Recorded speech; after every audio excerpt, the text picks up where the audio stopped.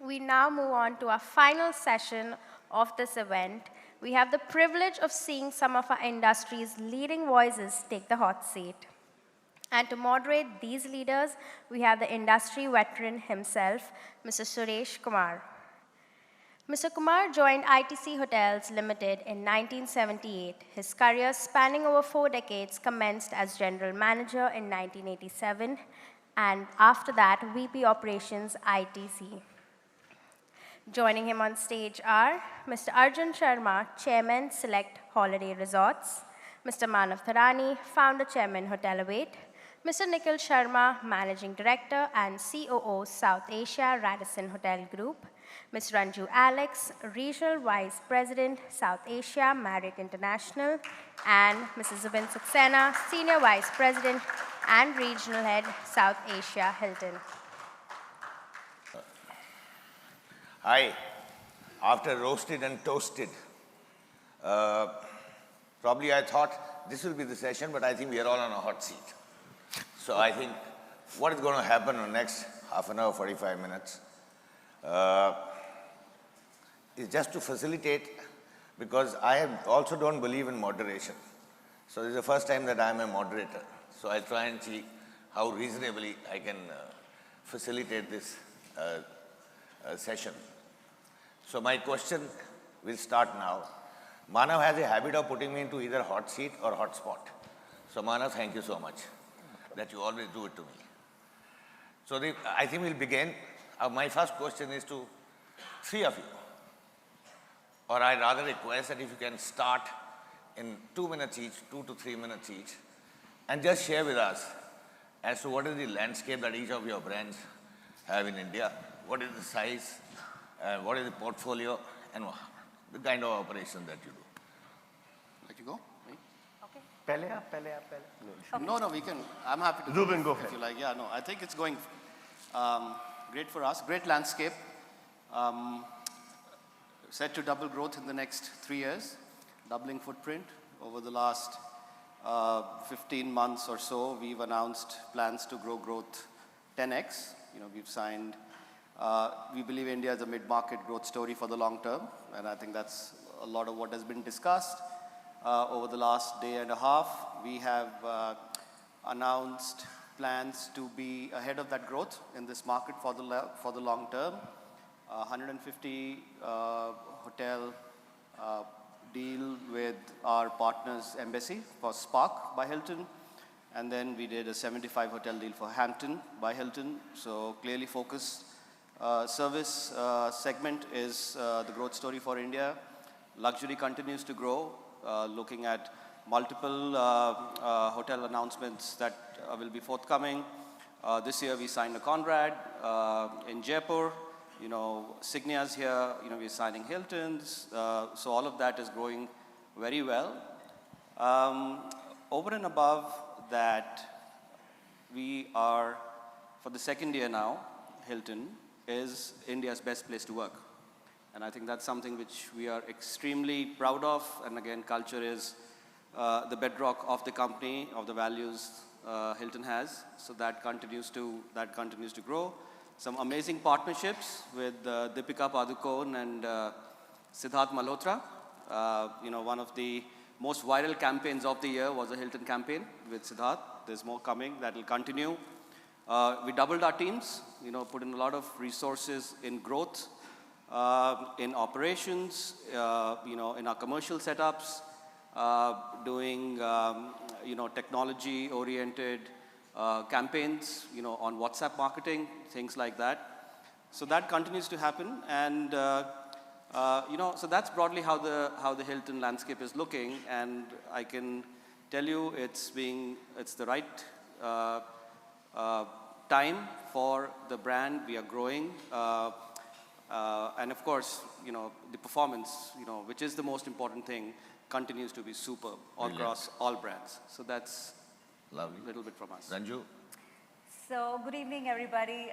Before I take you through the landscape for Marriott International in India, the footprint that we currently enjoy and the footprint that we are looking forward to, I must share with you that 2024 was a very poignant year for us.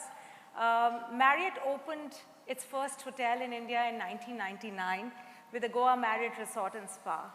And exactly 25 years later, in 2024, we opened our 150th hotel, which was the Katra Marriott Resort and Spa. So in 25 years, we grew 150 hotels strong. Today, as we stand, we are on the threshold of opening our 158th hotel. In a couple of days, the Marriott in Udaipur. And we have 111 hotels pipeline strong in different stages of construction as we speak here today. So it's a very, very robust pipeline, but nothing comes, no growth comes if we don't have our people with us. So we are 30,000 associates strong in the organization in India today. Happy to share that 99% of them are local from India. So it's basically fueling India's employment growth. It's also fueling the top line. We crossed 10,000 crores in top line and going strong. These are our basic growth pillars. Happy to share with you that 2024 was again a record year of signings for us. We signed 42 deals with 7,000 plus rooms in 1 year. That has been the highest growth fueled by the performance that we show in the country. And it's not just about signing with new partners. I think the good news was that 48% of the signing was with our existing owners, which goes to show the faith and the confidence from our owner community and our partner community that we enjoy.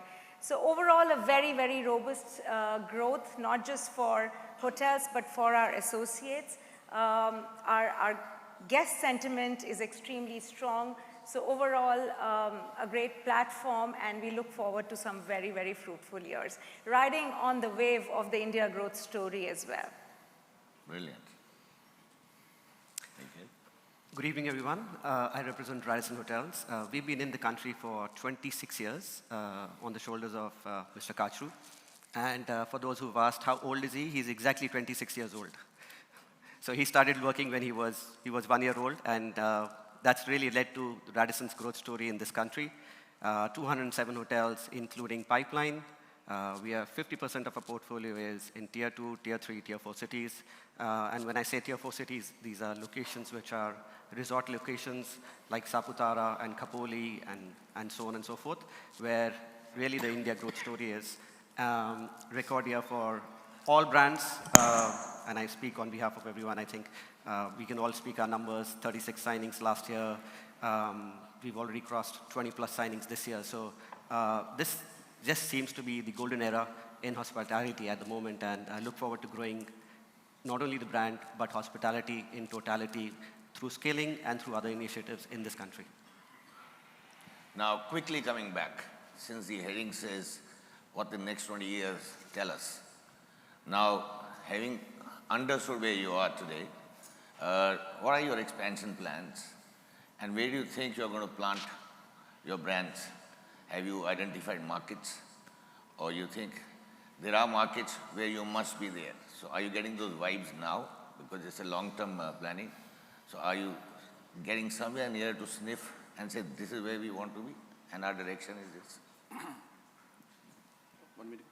Okay, I think we have some great expansion plans. I already referred to Hilton growing footprint 10x in the next 10 years. Those plans are not on paper. Those plans have already been rolled over the last 6 months or so. So now it's a question of executing the plan, and we have a solid strategy and a team out there to deliver it. Broadly, I want to talk about two things. The first is, what is the larger landscape that Hilton is looking at in India? You know, I mentioned India is going to be a mid-market growth story. For years to come, we see it on the back of domestic consumption, on the economic data. A lot's been spoken about it, so I will not repeat any of that. But we want to be in all organized lodging markets across the country, right? So, and that is where the customer is coming from, young population, increasing spending propensity, all of that, will continue to buy hospitality and lodging product. So between our Hampton and our Spark partnerships, we do intend to explore and expand into the length and breadth of the country across all over, right? From north to south and east to west. Then comes the full service in our portfolio, so luxury and full service, which we want to, grow very aggressively, and that growth has already started, right? We signed a Conrad in Jaipur this year. There are 2 in play. There are, of course, Signia we've launched. Recently there are more Hiltons coming. We've opened yesterday one of the the best upper upscale and upper upscale category was a Hilton hotel, like you saw. So we will continue to grow and expand that across over the next 5, 10, 20 years. And I think there's a unique opportunity that Hilton has in the market. And I think that is where, that's a USP for us, and we are going to be very strategic about how we deploy it. We have a lot of room to grow. And what that means is that you can really curate your brand space and brand strategy in the right markets, in the right locations, focusing on the business metrics and delivering superlative performance results. We are in the business of delivering best-in-class owner results. And I think there is just a whole ecosystem at Hilton in South Asia, across APAC, across the company globally, that is being deployed just into that, right? So broadly now, of course, we've taken on a path. We have an expanded focus plan for India. We've seen a lot of investment coming into the Indian market in terms of adding resources, in terms of marketing campaigns. All of that will continue. And as we go forward, now these signings, and we are set to double portfolio in the next 2 years, and signing, of course, pace increases exponentially for us, as we will see this year, and even last year was a great year, and it keeps on increasing thereafter. The signing becomes the opening, right? And the footprint increases. So broadly, that's the long and the short of that plan. Very excited, very confident about what we're out to deliver. And ultimately, the outlook is, I think growth is a consequence. It'll come out of the hard work, we are doing and everybody's doing. Focus is on quality. You have to be focused on the right hotels, right quality, right locations, right partnerships, and we are growing with our existing partners. The Embassy, the Spark partnership that happened was with Embassy Hotels. So that's how we look at it. Ranju, very quick because Yeah, I think I'm bound by this sure. clock. Just to give you a little overview of Marriott International's footprint in India, we are currently 17 brands, and Marriott International has 32 brands. So the opportunity is to get the rest of the 15 brands, spread them all across cities. We are currently present in 42 cities, and with the 111 that we have in the pipeline, we are expecting to grow in another 30 cities. So the growth is across the country, across the brands. We launched the Moxie last year, has been a runaway success. We have 2 open hotels, several in the pipeline. So that is what we want to do when we want to bring in a brand to India. We want to be sure that the country is ready for it, have the right kind of marketing backup, and then make it a runaway success so that you have a very robust pipeline that comes along with that. Just to share a little statistic of all the hotels that we signed last year, the good news is that 70% are in the luxury cadre. So we can see that cadre growing, and 20% of them are resort and leisure destinations. So I think it's an overall growth story, and I think we are greedy as a company. So let all the 32 come to India and maybe grow. Just to let you know, for Marriott International, India is on the threshold of becoming the 3rd largest market, and that's good news for us. Brilliant. Brilliant. So Suresh, firstly, from a brand perspective, because we don't own hotels, unlike domestic brands, so I think most brands are reactive and not proactive. To your question of where would you want to be, we would want to be in a lot of places, but it's only when the owner comes to us is when we say, yes, we want to do this hotel in this location or not. So that's the question, answer to your question. In terms of where we are, Last year, we actually launched 2 new brands, Radisson Collection, which is our version of luxury iconic hotels. And globally, we're changing the skyline with that. We opened Srinagar last year, which is 212 keys. And that hotel actually doubled the inventory of Srinagar. Just one hotel opening in that luxury space, right? In that segment. We have two new hotels in collection opening, one in Udaipur and one in Jaipur. And those are the target markets to that point. And in the mid-market, we launched Park Inn and Suites, which is our answer to the tier 3, tier 4 cities, and to make sure that there is enough and more for mid-market. Lovely. So now, Arjun, I'm skipping Manav, but I'm coming to you now first. We all know that you have 2 hotels. We also know that golf has captured your heart now. So, and in any case, you have a long relationship in your retail market. You own many malls and your investments are there. Now, it'll be very nice to hear from you as to how different retail is and how did you get into this. And so therefore, move away from the fairway. Tell us, is it a bogey or it's a birdie? Oh, I think it's an eagle. Oh, wow. In golf parlance. So, thank you very much, Manav, for having me here. Always a privilege, a pleasure to attend your conference. There are very few conferences, Manav, that I attend from day one, the first hour to the last hour, because I take away a lot from this conference. So thank you very much, first of all, inviting me, for being a delegate, and for putting together fabulous content which cuts across, the whole hospitality, travel, tourism industry. Lots of you know me. I know lots of friends here, but for people who don't know me, my DNA comes from tourism. My father owned a travel company called Sita World Travel. I built a travel and tourism company called TUI in India, which was Le Passage to India. I brought them into India as a joint venture partner. My father sold Sita. I sold Le Passage. Somewhere in that journey, I built 2 independent hotels, one in a little village called Manesar when it didn't exist, just outside of Gurugram as we know it, and one in Goa. Somewhere in that journey, we also pivoted towards retail. We built India's most successful shopping center called Select City Walk. It still trades the highest sales per square foot in the country, the highest rentals in the country. And a couple of years ago, along with Blackstone, you all heard of Blackstone, we merged our assets, and now we've listed that on the public markets. It's India's first shopping center REIT. We have a tad over 10.4 million square feet of retail in the country. It's the largest footprint of retail in the country. We have about 3,000 brands, 18 malls across 14 cities. We just added another shopping center. We signed a term sheet just this Monday, acquiring a large asset in Eastern India. And that's Blackstone and us privately. And of course, due to certain restrictions, it can't go into the REIT straight away. But yeah, these are some of the plans. The retail footprint will probably double in the next 5 years. Our strategy is acquisition. We will grow through acquisition. We have an IRR underwriting of at least 20% in dollar returns. And when I look at that kind of a return, I struggle with investing in hotel businesses.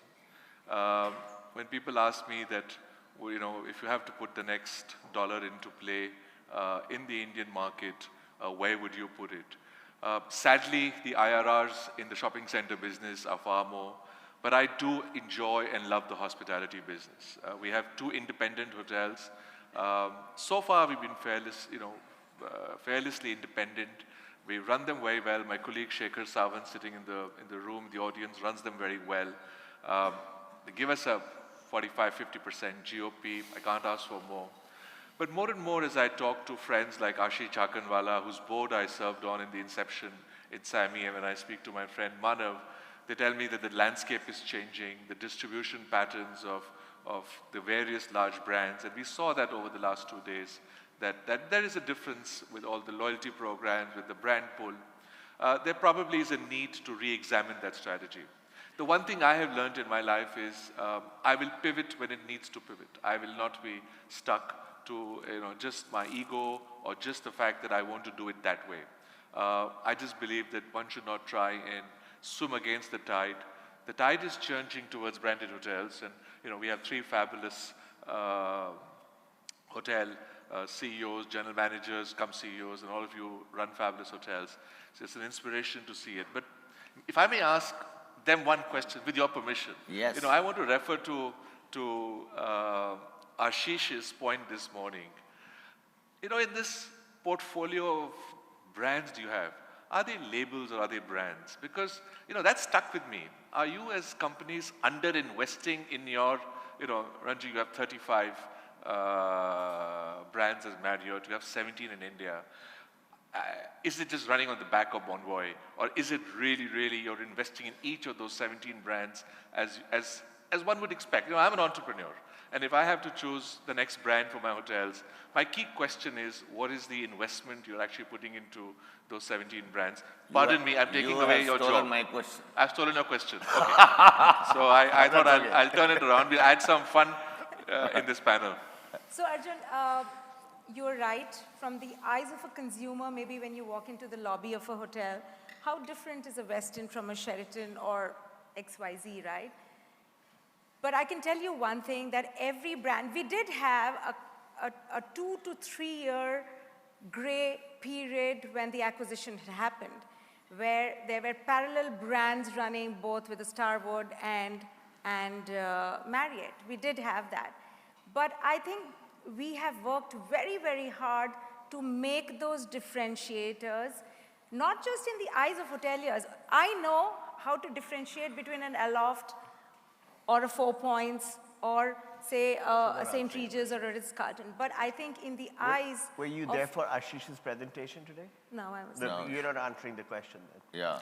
Okay, he's asking me about, okay, No, no, whatever I Arjun, understood. Well, So I can answer that. I think in after the she finishes. eyes of the customer also, I have people saying, I love this brand because my personality identifies with the core values of the brand. And you won't expect this 10 years back in India, where your core values of your personality. I have associates coming and saying, I don't want to work with this brand because my core values don't identify with that.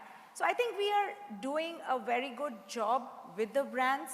And the very fact that we have our owner partners coming and saying, I want only this brand, goes to show that they identify with it too. Are there gray areas? Of course there are gray areas. At the end of the day, it's a hotel room, it's a shower, it's a bed, it's a all-day dining. Yeah, I think it's a sea of sameness. That's what I think. No, They're all localized. I understand that the attributes of each brand is different, and I Yes. respect that. I can Yes. make out the difference. I'm talking about actually marketing them separately as individual, where let's say Moxie is a brand on its own versus it being a Marriott Yes. sub-brand. Yes. You know what I mean? Where each of those 17 brands are actually, it's like, Ashish put this great slide. You see LVMH. We don't know who the owner of the brand is, right? Whereas in the case of the Indian brands, the Taj and the Oberois, Taj and the Oberoi remains the Omnius brand. So I think it's that issue that comes through as an investor. I'm not saying there's anything wrong that you're doing. Don't get me wrong. It's just as a potential person who wants to choose a brand, and I'm sure there are lots out there. Really, what is the investment in the brand? Attributes are absolutely understood. So Arjun, I'll take the liberty of answering that. I think at the end of the day, we do realize that our strongest pillar is the Marriott Bonvoy. And that's the umbrella that kind of protects all the brands. Today in the world, we are the strongest loyalty program with 210 million members. In India, it's 7 million. Today in our hotels, 73% of our occupancy is out of Marriott Bonvoy. Superb. So I think at the end of the day, as an investor, when you're signing a Marriott Bonvoy has to be the biggest pull. I think our owner community realizes that today. And then, of course, the brand characteristics come. A lot depends on the location, the clientele, the owner, the funding, all of it. But you're right. At the end of the day, it's Marriott Bonvoy that rules our life today. I think this is telling me that I need to. Manav, it's such a pleasure to have you on the other side. I have not seen you in Hixa. I don't think anybody has seen you other than being a moderator. How was this seismic shift that has taken? I'm enjoying the piece, Everyone else is doing the work. What has changed that you are sitting on the hot seat? You know, it's true. This is only the second time I'm being interviewed. I've always been the moderator. When you started, I was getting scared as to what kind of question would be sent towards in my direction, because I've always been the one who controlled the narrative rather than me. You wait. I see your eyes and I keep looking at the watch. No, he was trying hard to do that right now. He posed a couple of questions. No, but we should. I'll ask my team to put up that slide. You'll understand why we pulling your leg. Yeah, sorry. So any obvious, because there's nothing that you do which is not well thought through. Well, you know, I think it's good sometimes to, look, I like being here because often I've sat in that chair and I've asked questions and you hear a lot of diplomatic answers. That's true. You know, so I think it's sometimes good to have a session without, and unfortunately we live in an age of social media and so forth, so whatever you say, it goes out really fast and uncontrolled, but I think it's good, and I think people who are put on panels should be able to speak freely and so forth. And I know some of them are listed companies and you have restrictions. Arjun also, when it comes to retail, he can't talk about it. But I think it's good to be on the other side. Well, that's brilliant. I think it's a great decision. It requires tremendous amount of this because you don't know what is coming for you. So let me just I have a back pain, so can I go? No. I have a cold. Now, I think it's a general question. But Arjun has already answered. So if you had $100 million, where will you put your money? You have already responded in terms of returns. But retail. Yeah. Well, you know, just to give you a number on it's not about 100 million or whatever, it's even if it's $1. Metamorphically. You know, just to share with you, our profit after tax on every 100 rupees that we earn in this business is about 76 rupees. We are 98% leased across our 10.4 million square feet. And basically, again, going back to somebody's presentation this morning, you know, in a hotel industry, you have to sell a room every night, and every night, and every night, forever and ever and ever. In our retail industry, we sell the same room for 5 years, 7 years, 20 years if necessary. And we try and provide the same hospitality experience across those shopping centers. We have F&B, we have cinemas, of course we have retail, and we look at the customer through the eyes of hospitality and travel and tourism, because that's my DNA, and that's the DNA I try and build across my team. And I must say my partners, Blackstone, absolutely follow that. We are professionally managed, and I just feel that at the end of the day, it's a tough choice, but hospitality remains a passion. We will build our second hotel in Goa. We are looking at a project in Jaipur. So yeah, it's fun. It's an inspiring industry. It keeps you connected to people in a very different manner. And hopefully one day, maybe in a golf course, I can, he's beaten me once in Dubai. I got the revenge match in Delhi. Yeah. So we have a third match coming up. Who's going to win the third round? Mr. Kumar, I have a point of view on this. You know, we keep saying hospitality, no returns. I have a very different point of view. You know, of course, currently I wear a brand cap. I've also been a consultant. You know, love numbers very much myself. I think the whole dynamics of this game has changed. I'll tell you how. If you look at, you know, there were days when we used to say that 40% GOPs is a great environment. I can tell you today, you know, there are hotels which are hitting 50%. Some of our hotels are hitting north of 60% GOPs, right? I'm talking India. So we have something fundamental has happened over COVID, right? And what has happened is, if we look at the cost structure in our operations model at our hotels, there is a fixed cost and then there is a variable cost. And we always used to say, let's pick up rooms, for example. 85%, Manav can correct me on the numbers, but 85% of your rooms cost, let's say, is fixed cost. And the remaining is 15% variable cost, which will fluctuate based on occupancy levels. When COVID happened, and Arjun, you are an owner, you know, rest of us, most of us are operators here. You know, we flipped that on the top. I remember conversations that we had, you know, and many other operators also had, if now your daily cost of running a room or running a hotel is 50,000 rupees, let us figure out a way to make that 50,000 a day so that, if you're not in the money, we are on the money, meaning, you're not in the red, right? I think that humbling experience over COVID has carried on, and we have learned from that how to increase the variable side of the business and, achieve higher operating margins. That's where you see today, 50-55% GOP is not uncommon in our industry, right? And it will continue to stay. So that's the first piece. The second piece, I think the market has changed fundamentally, right? You go back 20 years, let's talk Delhi, So I'm going to make this a hot seat, Yeah, right? sure. If that's such a good investment, then why aren't the brands putting their money?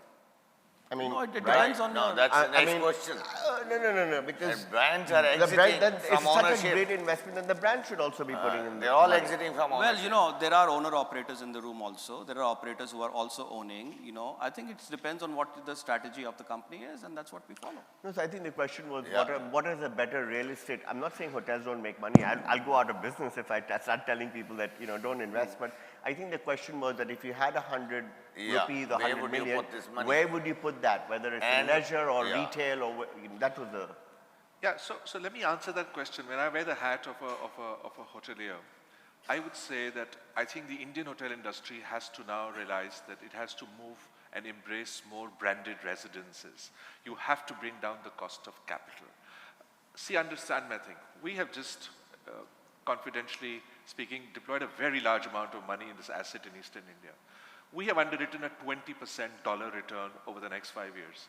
Can you tell me any project in the hospitality industry without a mixed use sitting inside it or without it, which will give me a dollar return of 20% in this country starting today? That's the difficult part. So I think what you need to do is to encourage your real estate partners to say, let's look at how do we get the maximum return. It's not about GOP, Zubin. It is about the return on capital employed. That is the key for an investor ROC, today at the end of the day. And I think that's really, so whether it's office building, we have mixed use buildings. The recent asset we bought in the northern India has a mall at the bottom and a hotel on the top. That's a mixed use. It works. It worked for the previous owner. It'll probably work for us. We'll put in some love capital into it. We will consider what we'll do with it. But that's how it will work. So I think really the answer is about making sure that the configuration of the hospitality industry going forward, because also as hotel owner, as hotel brand owners, it's also your responsibility to ensure that your partners make a good ROCE on that investment. Yeah. I think, Arjun, I'll just make my last point on this, if I may. Yeah.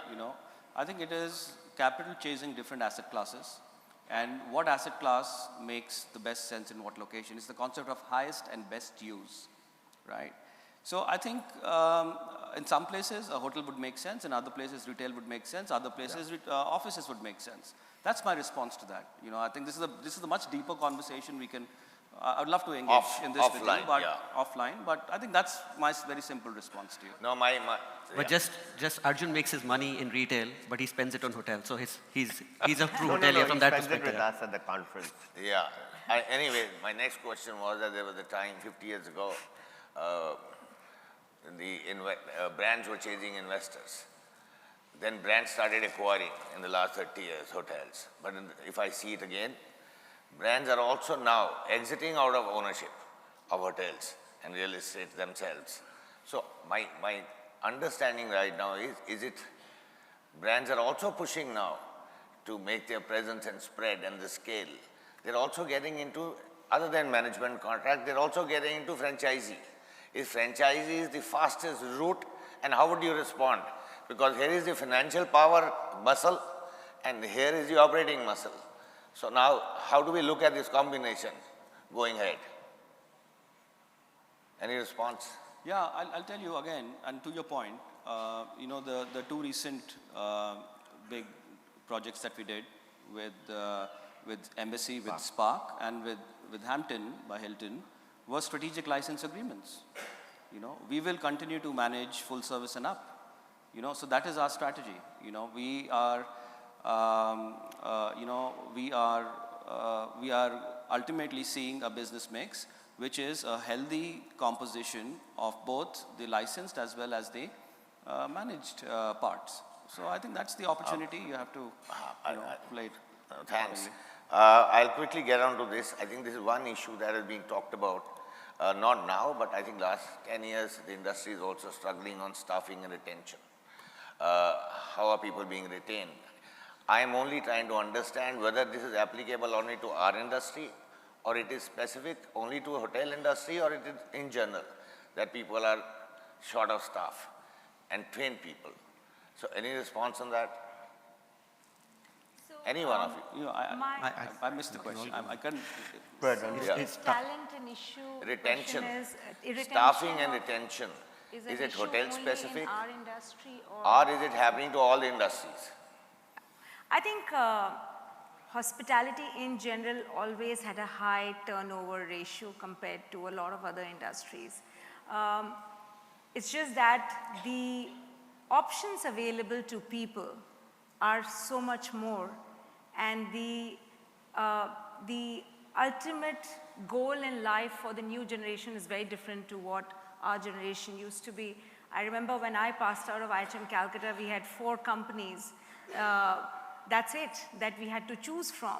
So the willingness to take in a lot, to work and to stay, even if you were slightly unhappy, was the willingness to stay, or the fact that you did not have too much of option was there, and hence we stuck on. Today's generation has a lot of other options. They value work-life balance far more than the designations. I think money is a universal love in all generations. Everybody likes to get paid more. I'm sorry, I'm going to take a different view, right? The unfortunate part about the hotel industry in India is we just don't pay the guy at the bottom of the pyramid. Yes. We are paying 12,000 rupees, 15,000 rupees. We'll take internships from the hotel schools and pay them nothing. You can't get people. Why would they want to work? You make them work for 10 hours, 12 hours, and I'm not blaming the brand. It's just the system is bad. This is what the state of affairs is. Can I answer that as a small 2-hotel company to these 3, the lady and the 2 gentlemen? You know, I was in the US, and for many years I've noticed that when I go to, say, the Four Seasons in Miami, there's a 10% service charge on the resort service charge over the taxes. So we said, why can't we do that in India? Because the government doesn't allow it. No. Hold on. Hang in there. So 3 years ago, Shekhar, we introduced a 3% resort service charge. Okay? We're probably the only hotel or the only resort, these 2 hotels charge a 3% resort charge. We give the option to the customer. We explain to the customer that this money is going to get distributed to the gardener, to the housekeeper, to the guy who's cleaning your dishes, to everybody. We have probably a 80% conversion on that. Our attrition rate is half of our own hotel. Arjun, they'll all poach your people tomorrow, yeah? Be careful. No, but it doesn't matter. Yeah.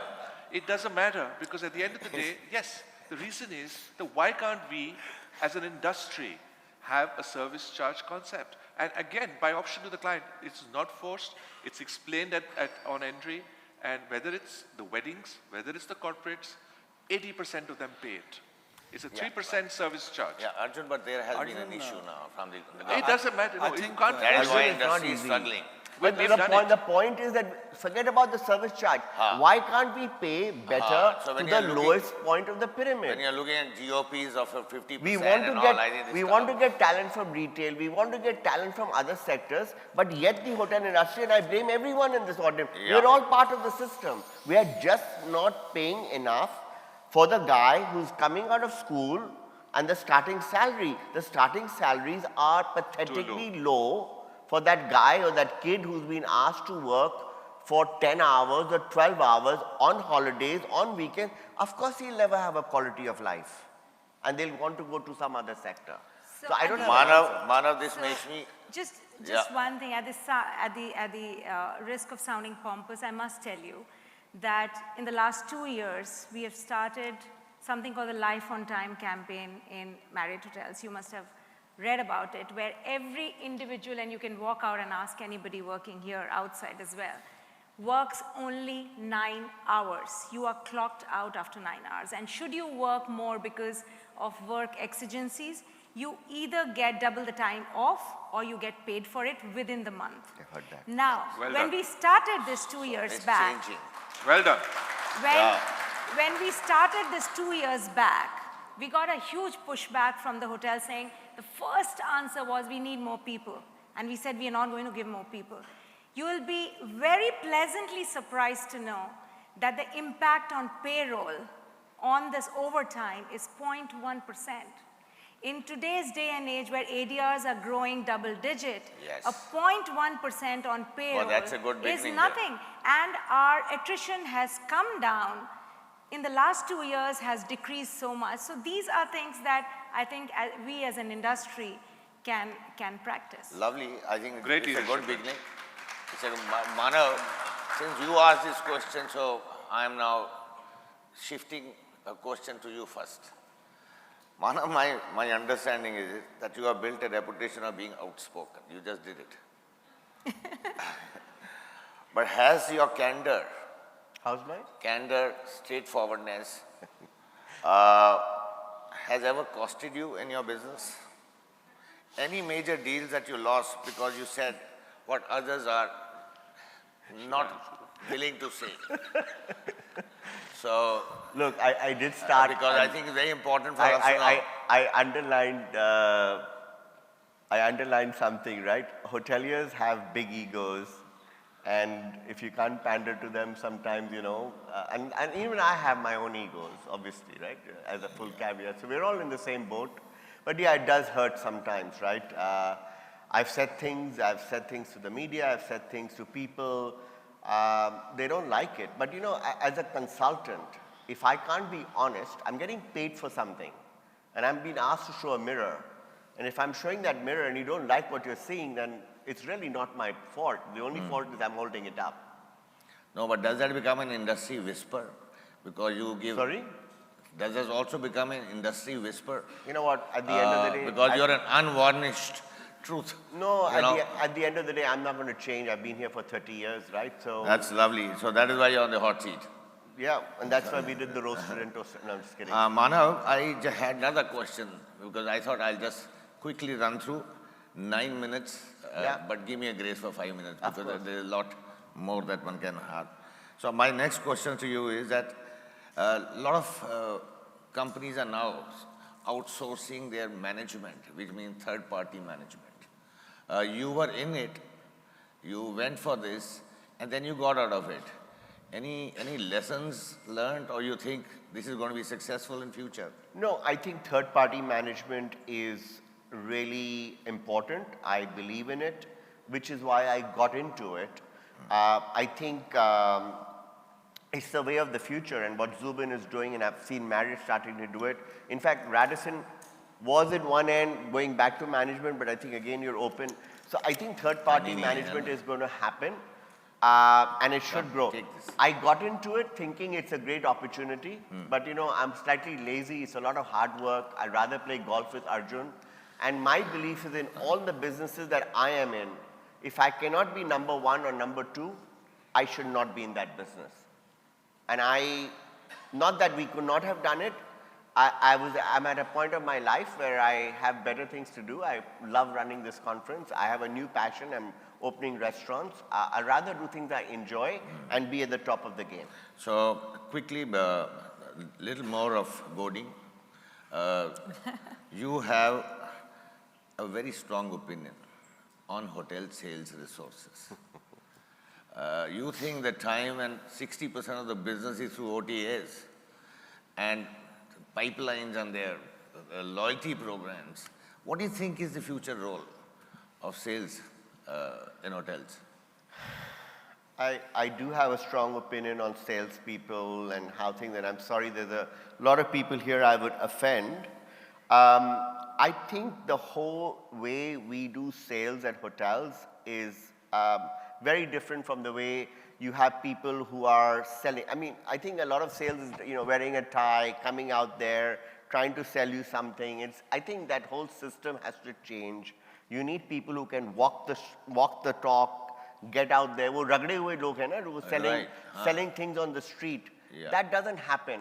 And we saw that around 7-8 years ago. The salespeople believe the hotel industry is doing very well because doing double digits because they're doing all the work. You know what? They don't realize the real time comes when the market is going down and you're not able to sell. And the easiest thing to do is drop your rates. So I'm sorry, it's my personal opinion. I think the only thing that salespeople will really do really well is to sell themselves. So right. I know I'm maybe I'll lose a few friends here today. No, because I just said that your opinion sometimes gets into problems. So maybe this is another seed that you've sown today again. So I was saying in my world when I was growing up and now I passed that stage, AI meant artificial intelligence means I was more intelligent. In my case was all inclusive. AI was all inclusive. Now we talk about inclusive growth. So imagine when we were all inclusive with original intelligence, with AI coming into the business. You think fundamentally even consulting will change or not? Yeah, I can retire. Can you imagine? I can be making money while not even being here. Very nice. No, but I think AI will have an impact, a fundamental impact. Look, 25 years ago or 20 years ago, when I was running HICSA or when I came into India, I didn't have Google, I didn't have WhatsApp, I didn't have a lot of things that we have today that we take for granted. The way I've been running conferences has completely changed. So don't be surprised, not 20 years from now, but 5 years from now or 7 years from now, we may have an AI moderator asking us questions out here. Marriott or Hilton would want to sponsor that so that they ask favorable questions to the brands, I mean. We could have an AI HICSA as well. We can have an AI HICSA as well. But you have been running this the most prestigious conference, like Arjun said, that Manav, we were also talking offline, that this is the best event that is done ever in this country. So you're the most premier of this thing. No doubt. Now tell me, in the next, sorry? No, I just wanted to make one small little please do. observation on your AI question. I think the world has become a more intelligent place over the last 5-10 years.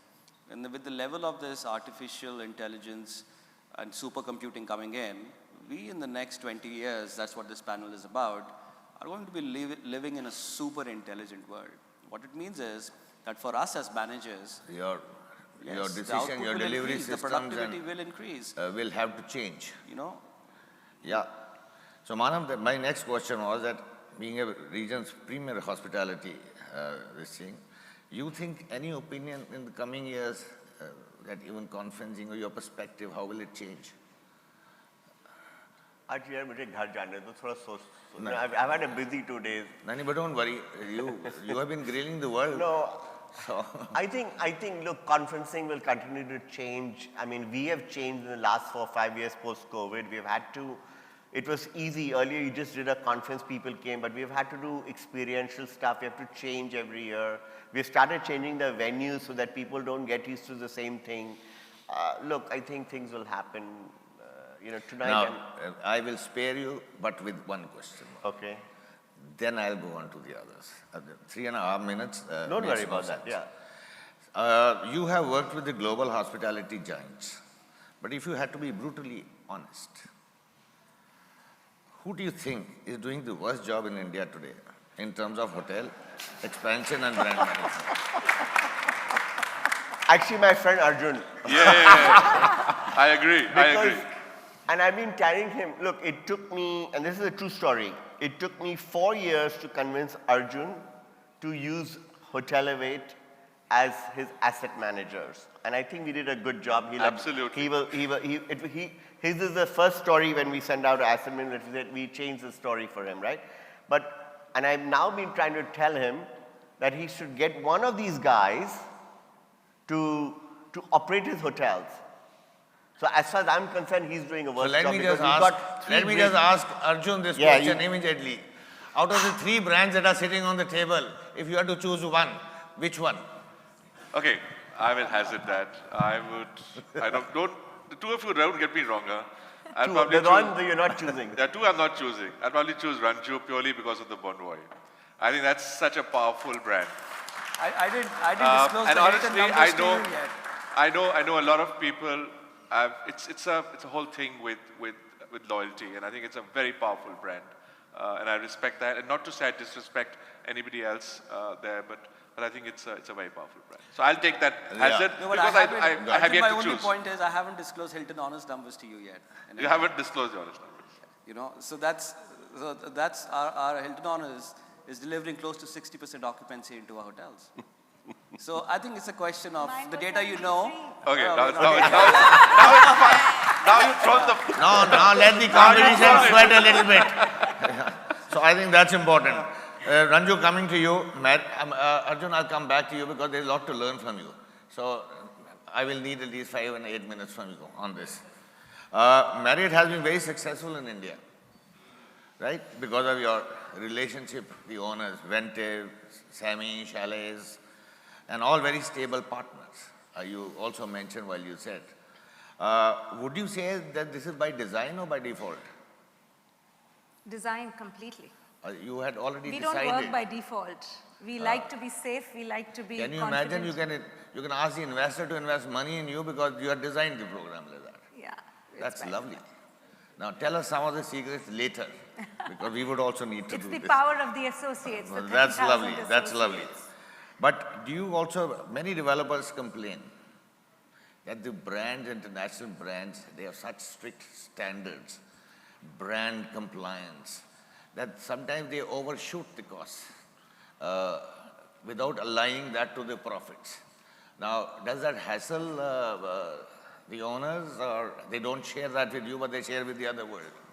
It was a very strong sentiment a few years back. And you are so right, because as an American company doing business in India, I think we were very anal about, oh, these are the designers you have to use, this is the software you have to use.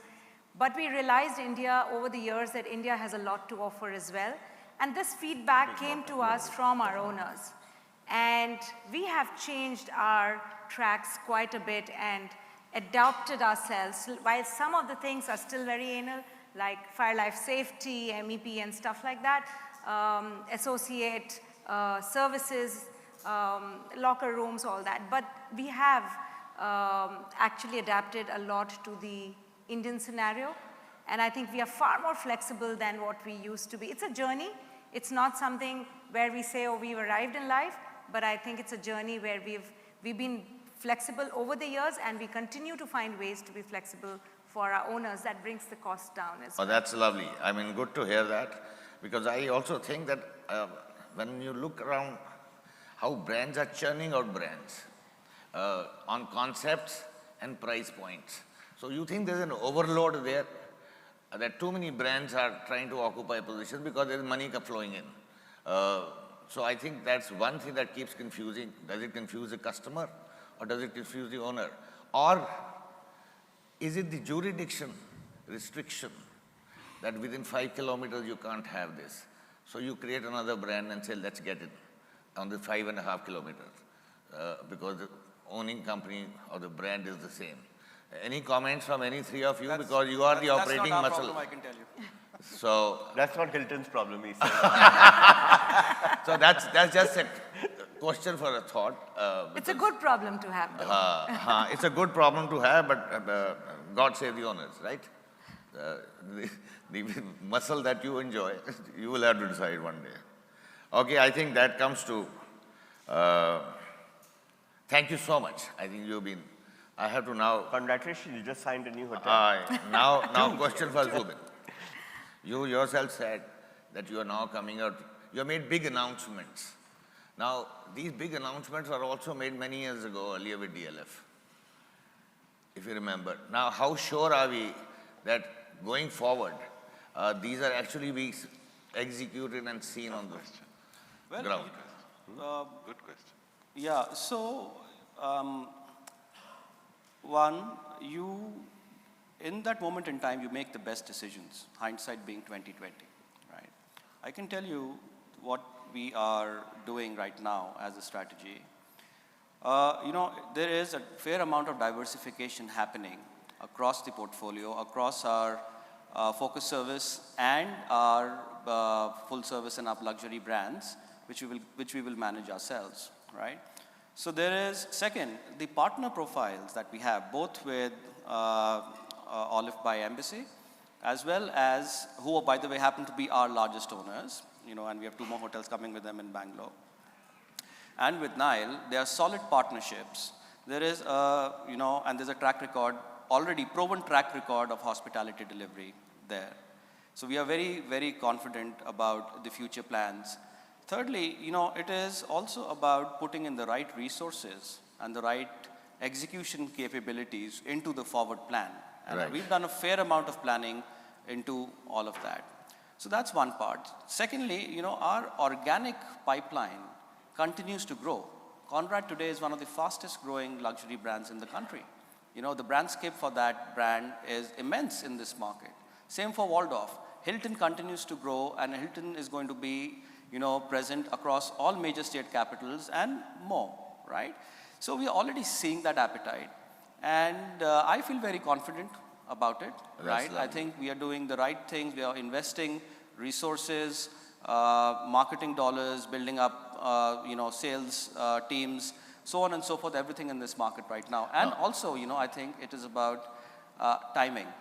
This is, the start of that 20-year journey of high velocity growth across the country, and we happen to be at the right place at the right time. That's brilliant. All the best in any case. Thank you. Now my next question is, given Hilton's, I'm confused myself. Many times I've been hearing it's called asset light and then asset right. Now, I don't know what is left. So in asset light strategy, where are you getting traction? Is it management contracts, franchisee, or how would you, what is it seen in the market now? Asset Because light. I think these are the questions that probably audience will also have, because they're all trying to understand. And you're the best, the big boys of the entire thing. So it'll be good to understand that what is getting traction in this country? Franchising? No, Management I don't think, contract? and this question has been asked many times before also. So it is not a new question, and it is a question. See, you cannot put the cart before the horse. Meaning that if it is a high quality ownership who is proficient in managing hotels themselves in a high quality way, I don't think franchising is a problem at all, right? What we want to build ultimately is quality. So, and again, full service and up, we want to self-manage because we think we do an incredibly good job at what we do, right? So, as I don't know what you call it, asset light or asset right, I don't want to get into that. My simple point of view is that it depends on the partnership and it depends on the opportunity, and ultimately, it will be a mixture of both components, managed as well as franchised.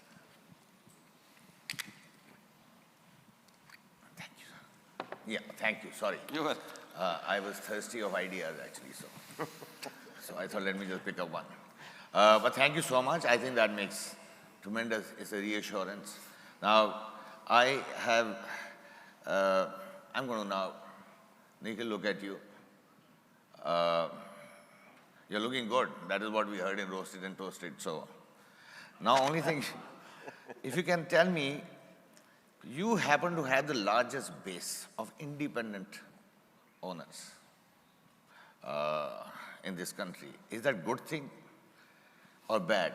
How do you manage so many owners, or do we give the credit to the legendary Siri Kachru? I mean, I can ask this question without your permission. Go ahead.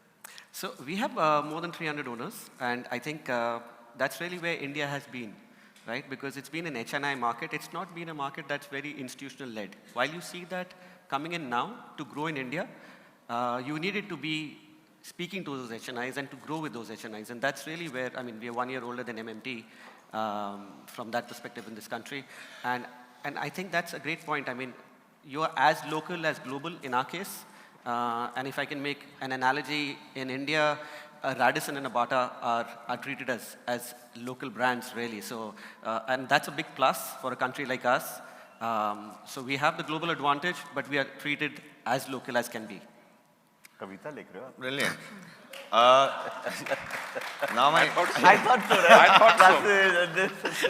My next question is, since you have a good background in franchising, and you have managed that business so beautifully, you think you're going to go that route and accelerate that, or?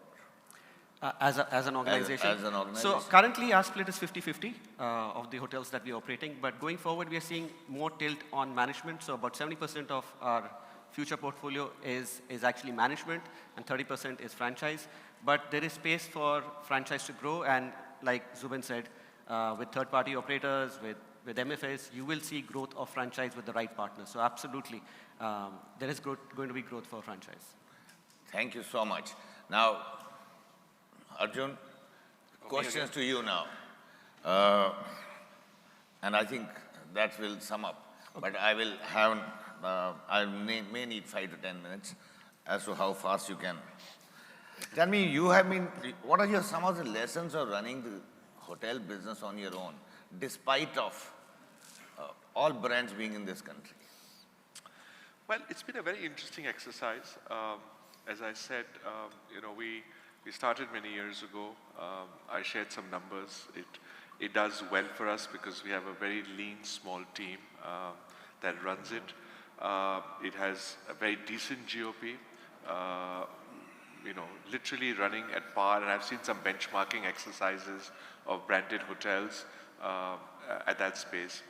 But I understand that the world is changing, and distribution patterns are changing.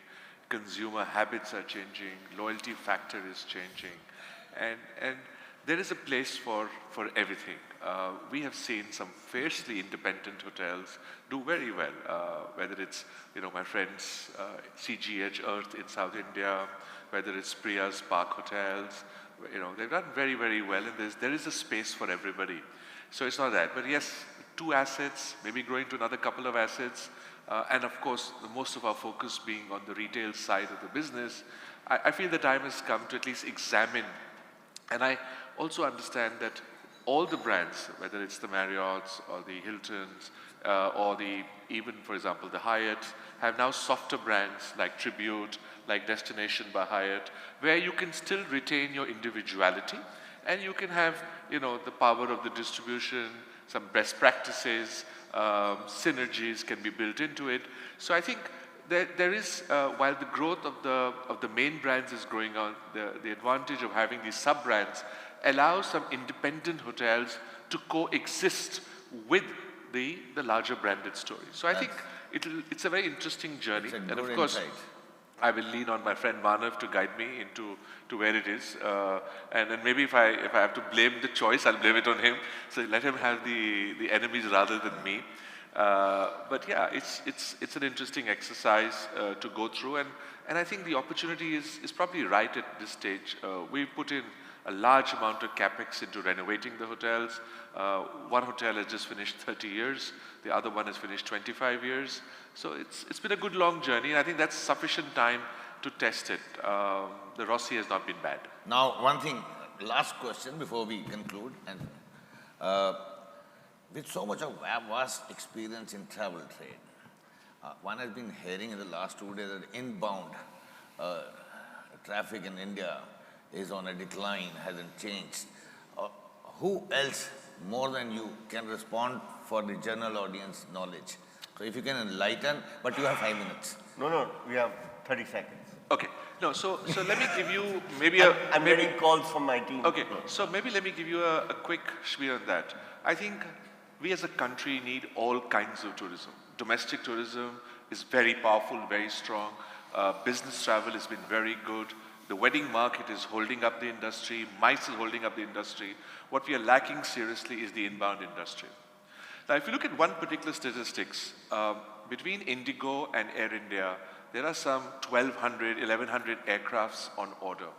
Just to give you one statistics on Indigo, they are going to have 1 aircraft every Monday for the next 14 years, a new aircraft. And a bulk of it, as you heard yesterday from Peter, is going to fly international. Now, the logical sense would be that there would be a 2-way traffic. There would be incoming and there'd be outgoing. Sadly, the delta is in favor of the outgoing.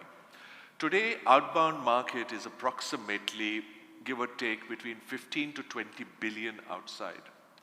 In the next 5 to 7 years, our estimate is that this will reach $100 billion.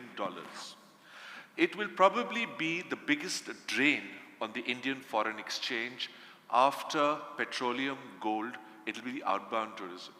So I was recently in a meeting with CII, as well as where we had an interaction with the economic advisor to the finance minister. And we actually said, maybe the time has come to look at some sort of, I know there are people and hoteliers on the other side who are looking for the Indian outbound traveler, to say, look, if you don't have the resources to invest in Incredible India, can we kind of have some sort of an outbound tax of, say, $2 or $10 on this, and use that fund to build Incredible India, to build, we heard Vikram Adok talk of the last mile problems at the archaeological sites. Can we do something out of the box? Because if we don't do something out of the box, we're going to have a serious issue. Incredible India is as a campaign, is dead. Ministry of Tourism is not investing in it. We have, as an industry, we have knocked at the highest doors in the government, but sadly, the recognition is not there. I don't know why. Maybe we as an industry lack that, the muscle power to talk about it. But I think in India's interest, it'll be fabulous if we have a mixture of everything. You can't have such a large incoming industry, not using the potential of India as much as we can. So I've been asked to hijack the session back. I know. And we run 15 minutes over time. So Suresh, thank you so much. No, thank you so much, and thank you for engaging. I think you've been a brilliant panel. And we have a GM of the Year awards coming up. The GMs are here waiting. So that's lovely, and thank you very much. Thank you.